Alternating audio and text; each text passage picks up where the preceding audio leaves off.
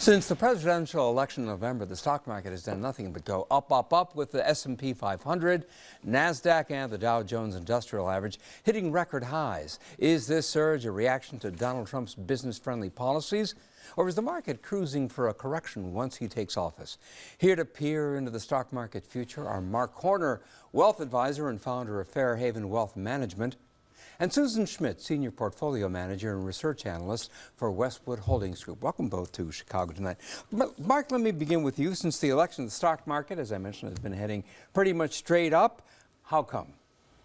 Well, it seems the market is optimistic about a Trump administration, and so in his ability to improve an economy that's growing at a somewhat slow rate, and so trying to put through traditional Republican items such as infrastructure spending, tax reform, and deregulation, that the market seems to be optimistic that that's going to improve the economy. Susan Schmidt, so what could happen once Donald Trump actually takes office? Well, I think the market is anticipating that all of this is going to take place immediately. And so we see the inauguration on Friday, and by Monday it should all be done and taken care of. And I don't think things can go quite that quickly. So while he's saying many great things, and the market does respond very well to the sound bites of tax cuts, infrastructure spend, lower regulation, it takes time to implement all of that. And so I think right now the market is showing that it's had a really positive response to the ear candy that's come out in these sound bites that may take a lot longer to implement than people are counting on. So who is responding to this ear candy? Who is apt to benefit from Trump's policies? Marc? Well, if he's able, which I think is the big wild card, if he's actually able to implement some of these policies, sectors that might benefit from these changes would include energy, financial services, the construction industry, and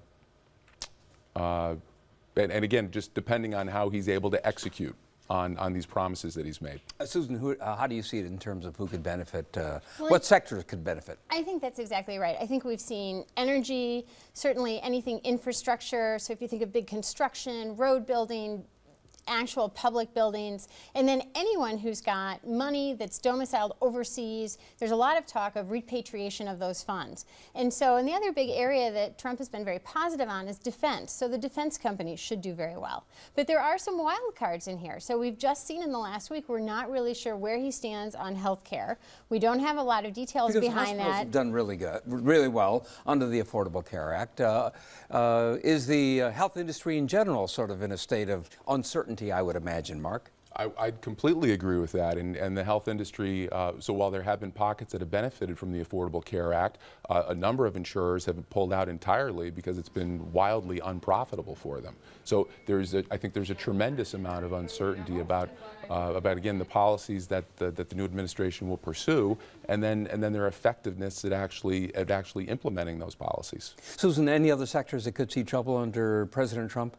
I think you have to go into this with an open mind, and the market never goes straight up. We've talked about this in the past, where there's always a jagged line. The market over time, if you look out long enough, will average upwards, but there can always be a negative upset. So keep that in mind, because as we just saw last week with the pharma companies, a random tweet, a different statement, lack of clarity around a plan can really change the market's perception of what's going to happen. So before I said worry about volatility in terms of economic prospects, now I'd say worry about volatility from just random lack of policy until we get clarity on that. Oh, well, let's talk about the stock market being overvalued, because, Marc, as you know, a lot of analysts thought the stock market was overvalued before the election. So now what? Is there, will that be exacerbated? Is a correction more likely than not?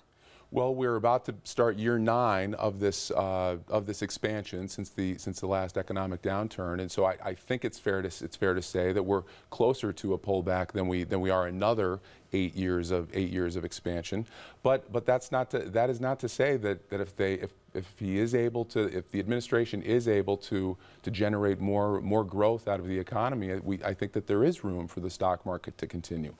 If we're having this conversation a year from now, however, and more money is piled into the stock market, valuations have moved even further.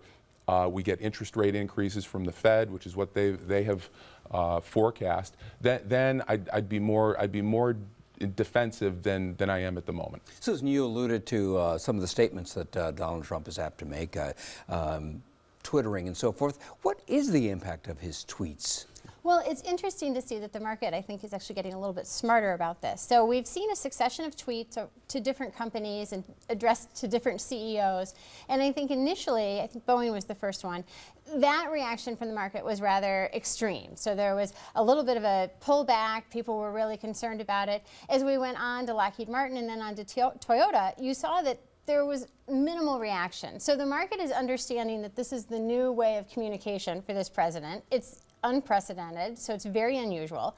The market hates surprises, and I think as they get used to this, then that will temper the reaction. And I actually think that the market will adapt and get used to it and dampen the response. Mark, do you agree with that, that the more he does this, the more the market will become inured to it? I do agree with that, and I think that the tweets will hopefully move to more entertainment value than a reflection of actually what's going on in the government. And I think it's important to remember that we don't live in a monarchy. So President Trump is going to have to work with the rest of the government in order to implement policies, which is going to have to happen over more than just Twitter.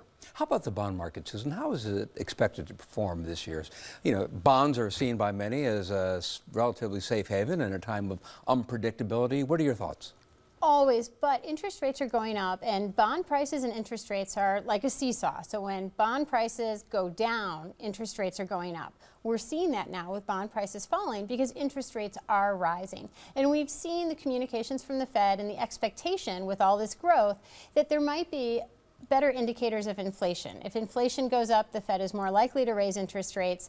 Now, that's not necessarily negative. It can be very healthy and a sign of a healthy economy, but we're looking at the probability of bond prices going down in the coming year as interest rates increase. Mark, are you personally going to be making any adjustments in your portfolio going into the Trump administration? We are, and actually specific to the bond market. So the term the bond market covers a wide variety of investments, and so some are less sensitive to interest rate increases than others. And so what we're going to be doing in our client portfolios going forward is reducing the allocation that we have to some of those sectors of the bond market that are more sensitive to interest rate increases, and increasing allocations to things like the high yield market, affectionately known as the junk bond market, that tend to be able to weather interest rate increases a bit better than other parts of the bond market. Marc Horner, Susan Schmidt, thank you both for being here. Very much appreciate it. Thank you.